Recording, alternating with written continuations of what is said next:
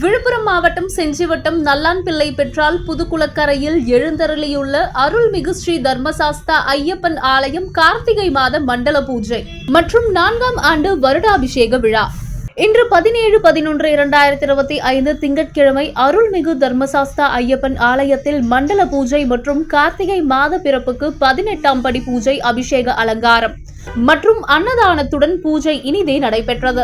ஏராளமான ஐயப்ப பக்தர்கள் பூஜையில் திரளாக கலந்து கொண்டனர். உபயம் ஏன தி ரவி கீதா டி ஸ்டால் குடும்பத்தினர்கள்.